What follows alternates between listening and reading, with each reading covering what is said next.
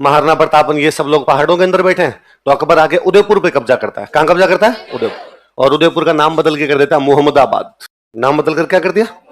अब अकबर उदयपुर बैठा है, सैनिकों को दिल्ली भेजता है कि जाओ पकड़ के लेके आओ। सैनिक जाते हैं, पहाड़ों के अंदर कुट पीट के वापस आ जाते हैं। कारण भाई पहाड़ों के रास्ते नहीं पता, मेवाड़ वाले लोकल है, उनको एक एक रास्ता पता है, उनको रास्ते नहीं पता। फिर लोकल जो पब्लिक है वो अपने राजा का सपोर्ट कर रही है, वो बता देती मुगलों की सेना यहाँ से आ रही, यहाँ से नहीं आ रही। तीसरा, पहाड़ों में बड़ी सेना जा नहीं सकती, छोटी छोटी टुकड़ियां जाती, उन पर वो आक्रमण कर देते। दिल्ली बेचारे कुटपीट के मुगल आते। अकबर ने फाइनली एक दिन पूछ लिया कि भाई क्या कारण है, तुम प्रताप को क्यों नहीं हरा पा रहे, तुम प्रताप को क्यों नहीं पकड़ पा रहे? सैनिकों ने कहा सर हम मुगल हैं, गूगल थोड़ी है, हमें कौन सी लोकेशन पता चलती है। फाइनली अकबर ने पता लगाया कि यार फिगर आउट किया जाए, ऐसा क्या मामला है कि प्रताप हमारी पकड़ में नहीं आ रहा है, प्रताप पहाड़ों के अंदर बैठा है, हम बाहर उसको घेर के बैठे हैं, लेकिन फिर भी वो हमारे सामने सरेंडर नहीं कर रहा है। अकबर को पता चला कि आस पड़ोस के जो राजा हैं वो प्रताप का सपोर्ट करते हैं। कौन? ये डूंगरपुर बांसवाड़ा वाले प्रताप को सपोर्ट करते रहते हैं, अंदर उनके सप्लाई वप्लाई सब होती रहती है पड़ोसियों द्वारा। तो अकबर ने कहा ठीक है। उदयपुर उसने अपने दो सेनापतियों का तुम संभालो, मैं डूंगरपुर बांसवाड़ा वालों को संभालता हूँ। मानसिंह के एक अंकल थे, उनका नाम था जगन्नाथ कछवाहा, हल्दी घाटी वाले युद्ध में लड़ चुके थे, तो एक्सपीरियंस होल्डर थे। एक तो इनको कहा भाई आप संभाल लो। कहां चला गया वो? वागड़ की तरफ चला। पहले जाता है बांसवाड़ा। कहां पे जाता है? बांसवाड़ा। और बांसवाड़ा के राजा को जाकर हाँ भाई क्या चाहिए तेरे को? महाराणा प्रताप की बड़ी सहायता करते हो। बांसवाड़ा के राजा ने कहा सरेंडर है साहब, आज के बाद महाराणा प्रताप की सहायता। अकबर ने कहा संधि करो मेरे साथ। संधि पे साइन किए। फिर गए डूंगरपुर कि हाँ भाई तुम बताओ। उन्होंने कहा साहब लो संधि वाला कागज लो, फटाफट कर देते हैं, हम भी आज के बाद महाराणा प्रताप की सहायता। मतलब दोनों ने किससे संधि कर ली? अकबर से संधि कर ली। अकबर यहां से दिल्ली गया। दिल्ली जाते बांसवाड़ा डूंगरपुर वाला उनका मजाक कर रहे थे, प्रैंक था प्रैंक। वीडियो देख के हाथ हिला दो एक बार। मतलब दोनों ने अकबर से संधि की, उसके बावजूद महाराणा प्रताप की क्या की उन्होंने? क्योंकि वो दोनों समझदार थे, जानते थे अभी अकबर से लड़े कोई फायदा है नहीं, अकबर की सेना बड़ी है, अपने पास इतनी सेना है नहीं, एक बार संधि कर लो, अकबर यहाँ से चला जाएगा, बाद में तो अपने जाने अपना काम जाने, बाद में अकबर क्या करेगा? मतलब कुल मिला के अकबर को यहाँ से कुछ भी मिला नहीं। अकबर जैसे दिल्ली गया, मान सिंह आसफ खान आगे तैयार खड़े थे। मान सिंह आसफ खान ने कहा पकड़ लाएगा प्रताप को, पीछे आ रहा हो प्रताप ही है क्या? अकबर ने कहा थप्पड़ मारूंगा तुम्हारे, कल दोनों दरबार में जाना चुपचाप। तो उन्होंने कहा हमने पहले ही कहा था यार, इतना सरल नहीं है वहां पे। अब अकबर ने अपना एक नया सेनापति भेजा, शाहबाज खान। क्या नाम था? बड़ा शानदार कमांडर था। और शाहबाज खान को कहा शाहबाज खान तुम जाओ और प्रताप को पकड़ के ले आओ, और यदि प्रताप को नहीं पकड़ पाओ तो मेरे को मुंह मत दिखाना। शाहबाज खान का साफ डन एकदम। शाहबाज खान को पता लगाता है भाई प्रताप कहां पे। शाहबाज खान को पता चलता है प्रताप कुंभलगढ़ के किले। कौन से किले में? तो वो कुंभलगढ़ पे कब्जा करने के लिए या प्रताप को पकड़ने के लिए 3 बार अटैक करता है कुंभलगढ़ पे। कितनी बार? 1577 में, 78 में और 70। फिर वो पंजाब चला जाता है, क्योंकि मुंह नहीं दिखाना था ना। अकबर ने कहा शाहबाज खान से भी पार नहीं पड़ रही, सेनापति बदलो भाई। और अकबर ने इस बार फिर एक सेनापति बदल दिए। इस बार अकबर ने एक सेनापति भेजे, अब्दुल रहीम। किसको भेजा? रहीमन धागा प्रेम का मत तोड़ो छिटकाए, टूटे से फिर जुड़े नहीं जुड़े। वो रहीम जी दोहे वही लिखने वाले रहीम जी। तो रहीम जी जितने अच्छे कवि थे उतने अच्छे योद्धा थे। अकबर ने रहीम जी कहा रहीम जी आप जाओ। रहीम जी मेवाड़ आ गए, पर रहीम जी का महाराणा प्रताप के प्रति सॉफ्ट कॉर्नर था, और रहीम जी को यह लगता था कि भाई अकबर को संधि करनी है, दोस्ती करनी है। पर दोस्ती किस आदमी से की जाती है? जो आपसे दोस्ती करना चाहता है। यदि मैं आपसे दोस्ती करना ही नहीं चाहता तो फिर आप दोस्ती कैसे कर सकते हो? पर अकबर तो कह रहा है कि यदि तू राजी मत दोस्ती करे तो ठीक, वरना मैं थप्पड़ मार के दोस्ती कर लूंगा। किसी को कूट पीट के दोस्ती कैसे की जा सकती है? लड़ाई करके दोस्ती कैसे की जा सकती है? तो अकबर तो फालतू में लड़ाई कर रहा है। तो रहीम जी यहाँ पर आए, मेवाड़ आके बैठ गए, लेकिन महाराणा प्रताप पर कोई हमला नहीं करे। आपने डेरे लगाए, एक शेरपुर नाम की जगह थी। कौन सी जगह? उस शेरपुर नाम की जगह पर अपने कैंप लगा लिए, और कैंप लगा के वहां बैठे। सुबह जाते शिकार करने के लिए, दिन में शिकार करते, शाम को आके खाते पीते अपना सो जाते, अगले दिन फिर चले जाते। हर 7 दिन में अकबर को एक लेटर लिख के भेजते। महाराणा प्रताप को पकड़ने के लिए गए थे, बस थोड़ा सा बाल बाल बचा, अगली बार पक्का पकड़ लेंगे। अकबर ही कहता keep it up bro, well done boys, well done, खूब अच्छा खेल रहे हो, तुम ऐसे खेलते रहो। क्योंकि अकबर ये तो कह नहीं सकता ना कि क्यों नहीं पकड़ पाए। अकबर यदि ये कहे क्यों नहीं पकड़ पाए तो फिर रहीम जी पूछ ले भाई तू खुद, मान सिंह, आसफ खान, शाहबाज खान, चारों बैठ के बता दो कैसे पकड़ना है। तो रहीम जी चुपचाप यहां पर बैठे। महाराणा प्रताप को पता चला कि उधर से अटैक क्यों नहीं हो रहे, कि रहीम जी अपना पर अटैक नहीं कर रहे। तो महाराणा प्रताप ने कहा ठीक है, अपने भी पहाड़ से बाहर निकलो। पहाड़ों से बाहर आए, खेती करने शुरू की, अनाज इकट्ठा करना शुरू किया, हथियार इकट्ठे करने शुरू किए। उन्हीं दिनों में जब रहीम जी यहां पर बैठे हुए, महाराणा प्रताप के बेटे, उनका नाम है अमर सिंह। क्या नाम है? अमर सिंह एक दिन उस साइड में चला गया जहां पर रहीम जी के कैंप लगे हुए थे। रहीम जी कैंप कहां लगे हुए? शेरपुर। कहां पे लगे हुए? शेरपुर। अमर सिंह उधर गया, उसने देखा कि शेरपुर में जहां मुगलों के कैंप है वहां पे कोई आदमी दिखाई नहीं दे रहा। उनको लगा यार मुगल कैंप उठा के चले गए, क्या हुआ? तो उसने आवाज लगाई जाके, रहीम जी कहां पर हो? तो अंदर से महिलाओं की आवाज है, भाई रहीम जी घर पे नहीं। कोई बात नहीं, घर पे कोई पुरुष है उनको बाहर भेजो। महिलाओं के अंदर कोई भी पुरुष नहीं है, सब शिकार करने के लिए गए हुए हैं, तुम शाम को आ जाना। उसने कहा सच्ची कोई पुरुष नहीं है तो तुम आ जाओ। वो सारी महिलाओं को गिरफ्तार करके लेके आ गया। कौन सी जगह से? कौन? अब महाराणा प्रताप ने देखा कि अमर सिंह आ रहा है आगे आगे, पीछे महिलाएं बेचारी रोती पिटती हुई आ रही है कि डाकी कहां लेके जा रहा है, छोड़ दे हमें। अमर सिंह नहीं, फॉलो मी, पीछे पीछे आओ। तो प्रताप ने पूछा भाई कौन है, कहां से लेगा? उसने कहा पिताजी आप छोड़ो, मैं हैंडल कर लूंगा इनको। तो अरे है कौन? कि वो रहीम जी है ना। कि हाँ। तो वो शिकार करने के लिए गए मैं, तो मैंने किया आज। प्रताप को पता चला। प्रताप ने कहा नहीं ये बात गलत है। प्रताप पहले अमर सिंह को धमकाते हैं, फिर उन महिलाओं को कहते हैं कि सॉरी मेरे बेटे ने गलती की है, दोबारा से कभी ऐसा नहीं होगा। हम युद्ध के मैदान में सैनिकों से लड़ेंगे, महिलाओं बच्चों को किसी प्रकार का कोई नुकसान। तुम मेरी बहन जैसी हो, तुम आराम से बैठो, तुम्हें थोड़ी देर में पहुंचा दिया जाएगा, आराम से चाय नाश्ता करो तुम। तो थोड़ी देर में उनको वापस पहुंचाते हैं। रहीम जी के नाम एक लेटर लिख के भेजते हैं कि रहीम जी आज मेरे बेटे से गलती हुई है, आइंदा से दोबारा ऐसा कभी भी नहीं होगा। हम युद्ध के मैदान में महिलाओं बच्चों को कभी भी बीच में लेके आएंगे नहीं। उधर रहीम जी जब कैंप पहुंचे, उन्होंने देखा महिलाएं तो है ही नहीं, तो रहीम जी बेचारे बाल पकड़ के बैठे हुए थे। इतने में महिलाएं पहुंची तो रहीम जी ने पूछा भाई कहां चली गई थी? महिलाओं ने कहा हम तो कहां गई, वो छोड़ो, तुम कहां चले जाते हो और घर पे रहा करो। तो भला हो बेचारे महाराणा प्रताप का जिसने वापस भेज दिया, वरना आज तुम्हारे किसी का परिवार नहीं होता। और उन्होंने पूरी बात बताई। महाराणा प्रताप ने क्या कहा, तुम्हारे नाम चिट्ठी भेजी है। रहीम जी की आंखों में आंसू आ जाते हैं कि यार दुश्मन हो तो ये हो जो दुश्मन की महिलाओं के साथ भी अपनी बहन जैसा बर्ताव करता है। रहीम जी उस दिन कहते हैं कि मैं नहीं जानता महाराणा प्रताप मुगलिया सल्तनत कितने वर्षों तक रहेगी, मैं यह भी नहीं जानता कि अकबर का राज कितने वर्षों तक रहेगा, पर मैं इस बात को भली भांति जानता हूं कि जब तक सूरज और चांद रहेंगे महाराणा प्रताप तुम भारत में याद किए जाओगे। अकबर को समाचार मिला। अकबर ने रहीम जी का, रहीम जी आप तो वापस ही आ जाओ, लुगाइयां नहीं संभल रही आपसे, क्या संभालोगे यार महाराणा प्रताप को। और अकबर ने इस बार फिर अपने एक अंकल को सेनापति बना के भेजा, सुल्तान खान। क्या नाम था? डाकी टाइप का आदमी था भाई साहब, सुल्तान खान। सुल्तान खान आया। सुल्तान खान ने आगे पूछा भाई क्या कारण है, ये पकड़े क्यों नहीं जा रहे भाई महाराणा प्रताप? और जितने मुगल यहाँ पर पहले से पोस्टेड थे उन्होंने कहा भाई पकड़ में कैसे आए यार, वो पहाड़ के अंदर बैठे हैं, अपने पहाड़ के अंदर जा नहीं सकते, बड़ी सेना ले जा नहीं सकते, रास्ते अपने को पता नहीं है, भीलों के अटैक होते रहते हैं। अपने अजमेर से अपना राशन आता है भाई, मुगलों का राशन मुख्य अड्डा कौन सा था? अजमेर। वो बैठे हैं आपके मेवाड़ के, तो उनका राशन पानी कहां से आता? अजमेर। रास्ते में मेवाड़ वाले लूट लेते हैं, अपने सैनिकों को तो राशन भी नहीं पहुंचता, इसलिए राशन अजमेर से यहां तक आ जाए इसलिए भी सेना लगानी पड़ती है। तो महाराणा प्रताप को पकड़े, राशन मंगवाएं, पहाड़ों में जाएं नहीं जाएं समझ में नहीं आता। तो सुल्तान खान ने कहा तो पहाड़ों में इनके पास खाना पीना कौन भेजता है कि इनके तो रास्ते खुले हुए हैं, ये तो अपने रास्तों से खाना पीना मंगवा लेते हैं। कहां से, कहां से रास्ते हैं? क्या कौन कौन से चार? देवल, डूंगरपुर की तरफ से, उदयपुर की तरफ से, पाली की तरफ से और राजसमंद की तरफ से।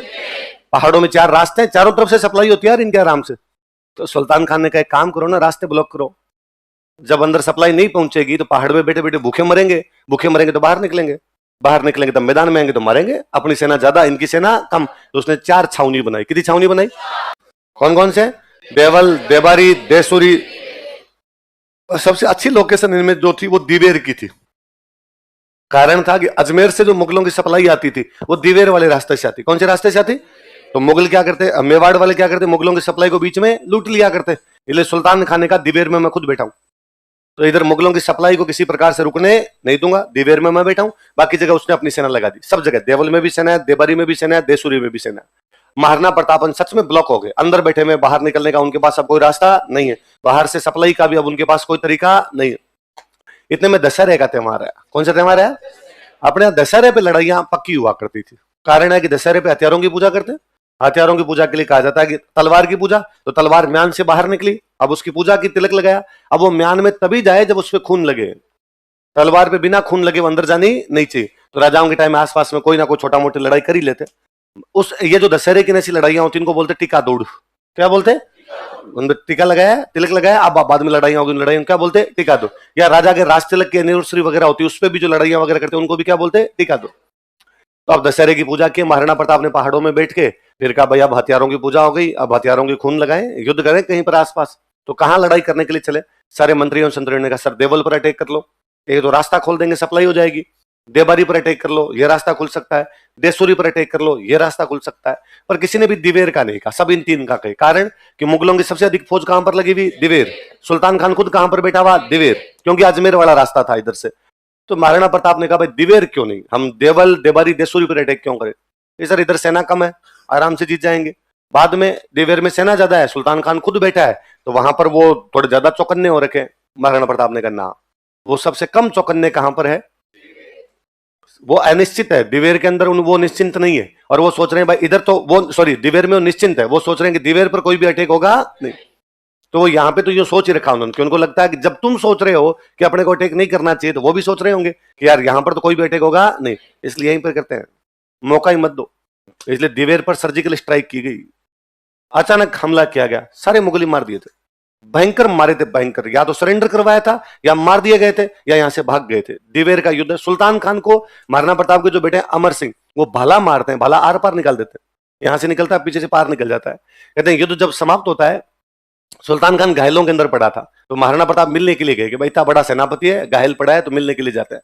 तो सुल्तान खान ने महाराणा प्रताप मिलने के लिए गए तो उससे पूछा, भाई तेरी कोई अंतिम इच्छा तो बता दे, मरते हुए आदमी से अंतिम इच्छा पूछी जाए। तो उसने कहा, मैं उस बंदे को देखना चाहता हूं जिसने मेरे भला मारा है, मैं सुल्तान खान हूं, एक बार तो आंखें बड़ी करूं ना तो आदमी को डर लगता है, और यार एक मेरे भाला मारा, आर पार निकाल दिया।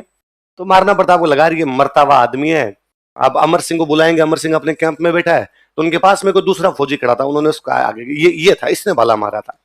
सुल्तान खान पड़ा है, मर रहा है, तो भी मुस्कुरा के कहता है कि इसको तो मैं पड़ा पड़ा मार दूं इसकी औकात थोड़ी है मेरे भाला मारे। तो सच सच ही बताओ यार किसने मारा था। फिर महाराणा प्रताप अमर सिंह को बुलाते हैं, अमर सिंह बुला कहते हैं मेरे वाला ही था। सुल्तान खान कहता है बहादुर पिता के बहादुर पुत्र। महाराणा प्रताप अमर सिंह कहते हैं कि इसके मुंह में गंगा जल डाल दे। मरते हुए आदमी के मुंह में गंगा जल डाला जाता है, अब उसके मुंह में गंगा जल डाल दिया, पर सुल्तान खान की सांसें नहीं निकले, तड़पे बेचारा वो, क्योंकि उसके भाला फंसा हुआ।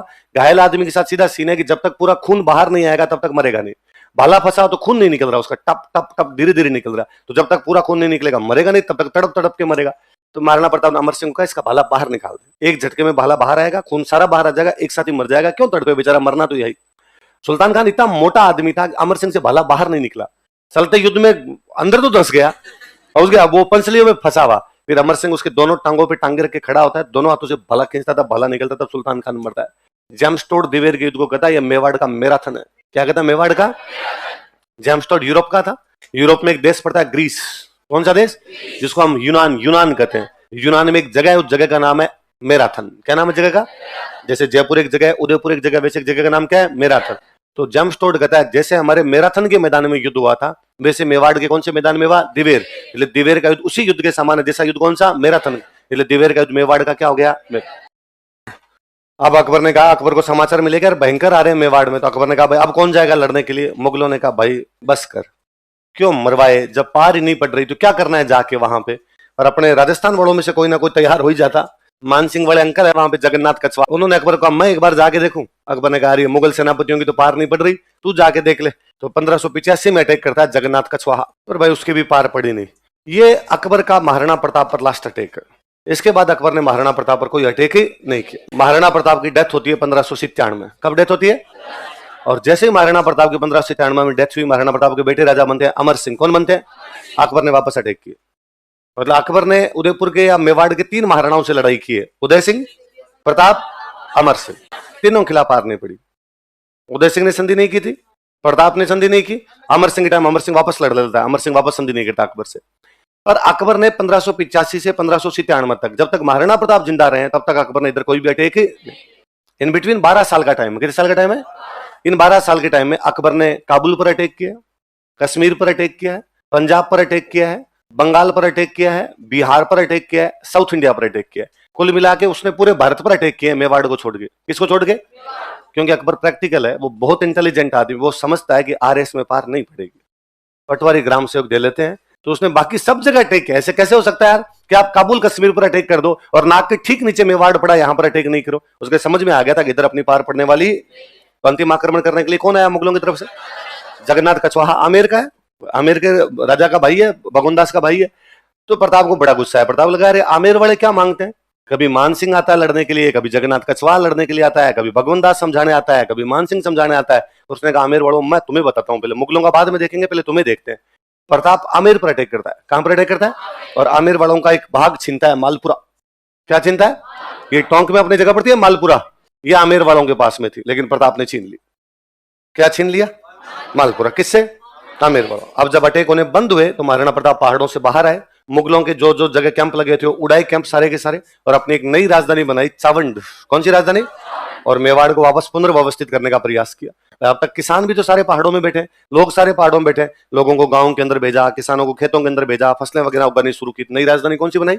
यहाँ बैठ के दोनों काम कर रहे हैं। एक तो मुगलों ने जहां जहां कब्जे कर रखे हैं उन कब्जों को छुड़वाना है, क्योंकि जब ये पहाड़ों में बैठे थे तो मैदानी भागों में किसने कब्जे कर लिए? मुगलों ने। दूसरा, अब मैदानी भागों में वापस खेती करनी शुरू करनी है, किसानों को बसाना है। लोग इतने सालों से त्रस्त आ गए भाई अंदर बैठे बैठे, लोगों को भी तो हौसला देना जरूरी है। तो प्रताप ने वापस अपने कैंप जीतने शुरू किए। जो जो इलाके मुगलों ने कैप्चर कर लिए वापस जीते। उदयपुर पे कब्जा हो रखा है, गोगुंदा पे कब्जा हो रखा है, सब कब्जे छुड़वाए। महाराणा प्रताप अपने जीवन काल में 2 कब्जे नहीं छुड़वा पाए थे, चित्तौड़गढ़ और मांडलगढ़। कौन कौन से?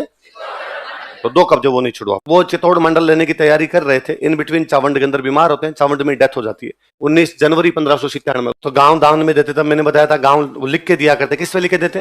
ताम्रपत्र। किस पे? तो प्रताप के खूब सारे ताम्रपत्र मिले हैं, जिनसे हमें पता चलता है कि उसने कई गांव क्या दिए थे? दान में।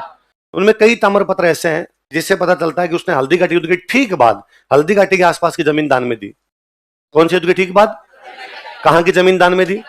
अब यदि हल्दी घाटी युद्ध के ठीक बाद हल्दी घाटी के आसपास की जमीन प्रताप दान में दे रहा है, इसका मतलब हल्दी घाटी के आसपास की जमीन किसकी है? प्रताप की। इसका मतलब हल्दी घाटी युद्ध प्रताप जीता है।